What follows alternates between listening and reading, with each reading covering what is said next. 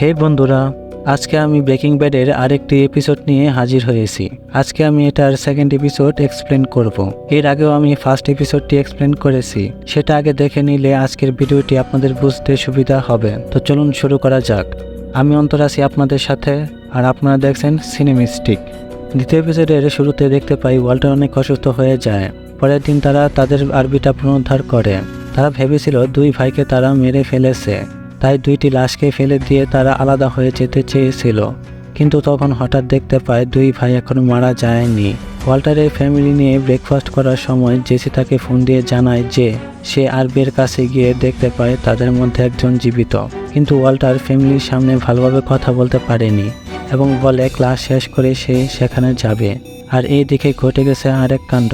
JC হঠাৎ শব্দ শুনে রুম থেকে বাইরে এসে দেখে ক্রেস আরবি থেকে পালিয়েছে। আর অন্যদিকে ওয়াল্টার গাড়ি নিয়ে আসার সময় ক্রেসকে রাস্তায় পায় এবং গাড়ি দিয়ে নিয়ে আসে। এইদিকে আবার ওয়াল্টারের ওয়াইফ ওয়াল্টার যখন জেসির সাথে কথা বলছিল তখন কিছু সন্দেহ করে কিছু তথ্য বের করে ইন্টারনেট থেকে জেসির ওয়েবসাইট খুঁজে বের করে। ওয়াল্টার কেসকে জীবন্ত দেখে জেসিকে জিজ্ঞেস করে আরবিতে যে আছে সে কি মারা গেছে কিনা। জেসি জানায় হ্যাঁ, সে মারা গেছে। তাদের দুজনের কনভারসেশনের সময় তারা লক্ষ্য করে ক্রেসকে যে তারা আন্ডারগ্রাউন্ডে রেখে আসছিল হাত বাঁধতে ভুলে গিয়েছিল, আর ক্রেজও জেগে গিয়েছে। তখন তারা নিচে গিয়ে দেখে এবং জেসি তার বাইকের লক দিয়ে ক্রেজের গলায় লাগিয়ে আটকে দেয় এবং পরে তারা আলোচনা করে কিভাবে এই অবস্থার সমাধান করবে। ওয়াল্টার জানায় আরবিতে যে লাশটা আছে সেটাকে আগে ঠিক করতে হবে, নয়তো এটার গন্ধ বেরিয়ে পড়বে। তাই ওয়াল্টার জানায় এটাকে অ্যাসিড দিয়ে এমনভাবে নষ্ট করতে হবে যাতে কোনো নামোনিশান না পাওয়া যায়। তারা কাজ ভাগ করে নেয়। একজন লাশটাকে অ্যাসিড দিবে, আরেকজন ক্রেসকে মারবে। তখন টস হয় এবং জেসির উপর লাশের দায়িত্ব পড়ে এবং সে তার জন্য প্রয়োজনীয় জিনিস আনতে চায়। আর ওয়াল্টার ক্রেসকে মারতে যেও মারতে পারে না। ওয়াল্টার উল্টে আরও তাকে খাবার, পানি, টয়লেট করার জন্য ড্রাম, টিস্যু এবং স্যানিটাইজার দিয়ে আসে। জেসি এসে দেখে ওয়াল্টার কিছুই করতে পারেনি, কিন্তু জেসি যে অ্যাসিডে লাশ রাখার জন্য বড় প্লাস্টিকের পাত্র আনতে গিয়েছিল এত বড় পাত্র সে পায়নি। আবার এইদিকে ওয়াল্টারও তার কাজ শেষ করতে পারেনি, মানে সে ক্রেসকে মারতে পারেনি। ওয়াল্টার তখন চলে আসে কারণ তার ওয়াইফকে ডক্টর দেখাবে। হসপিটালে এসে জানতে পারে তাদের মেয়ে হবে। তখন ওয়াল্টারের ওয়াইফ তাকে জেসির কথা জিজ্ঞেস করে।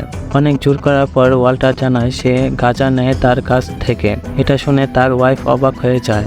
তার ওয়াইফ তার কারণ জানতে চাইলে সে কিছু স্পষ্ট করে বলে না এবং গোয়েন্দাগিরি করতে মানা করে। জেসি যখন আরবি থেকে লাশ নিতে আসে তখন সেটা থেকে অনেক দুর্গন্ধ বের হচ্ছিল। হঠাৎ ওয়াল্টারের ওয়াইফ সেখানে চলে আসে আর এসে যখন বলে ওয়াল্টার তাকে সব বলে দিছে তখন জেসি ভয় পেয়ে যায়।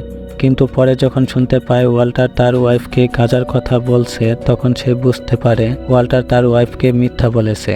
ওয়াল্টারের ওয়াইফ তাকে ওয়াল্টারের কাছে আর গাঁজা না বেচার জন্য ওয়ার্নিং দিয়ে চলে যায়।